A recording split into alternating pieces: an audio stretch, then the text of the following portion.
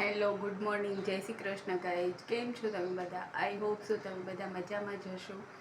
આજે મારા માટે ખુશીના સમાચાર છે, એ તમારા બધા સાથે શેર કરું છું.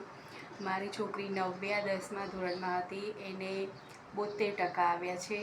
71 પોઈન્ટ કાંક છે, એટલે 72 જ ગણાય એમ કે છે બધા. એટલે 10મા ધોરણમાં એટલા ટકા આવ્યા છે. હું તો ખુશ જ છું, કેમ કે એને ટ્યુશન પણ નહોતું અને એમને એમ ઘરે વાંચીને એટલા ટકા આવ્યા, એટલે મારા માટે તો સારા જ કહેવાય. તમને બધાને કેવા લાગે છે કમેન્ટ કરજો.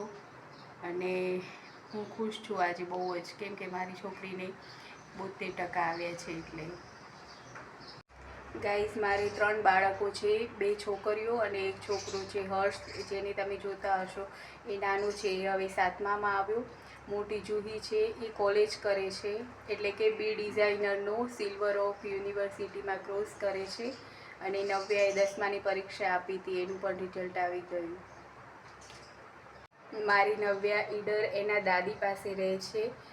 બીજા ધોરણમાં આવી ત્યારથી એના દાદી પાસે જ રહે છે. મારા દેરાણી અને દાદી પાસે. હું એમની મુલાકાત કરાવીશ બધાની તમને. પરમ દિવસે કાલે અમે ઘરે જઈશું ઈડર, અને પરમ દિવસે તમને બધાને એ લોકો બધાની મુલાકાત કરાવીશ, બતાવીશ તમને. અને હા, મારી જૂહી પણ અમદાવાદ કોલેજ કરે છે. એ પણ 8 તારીખના આવવાની છે ઘરે અમને બધાને મળવા માટે, અને એની એક ફ્રેન્ડનું લગ્ન છે એટલા માટે. તો એ પણ બતાવીશ તમને અને મુલાકાત કરાવીશ.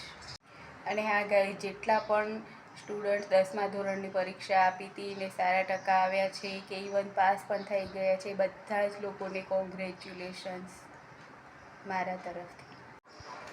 ગાઈઝ, કહેવત છે કે જીભના વાગ્યા રૂંઝાતા નથી.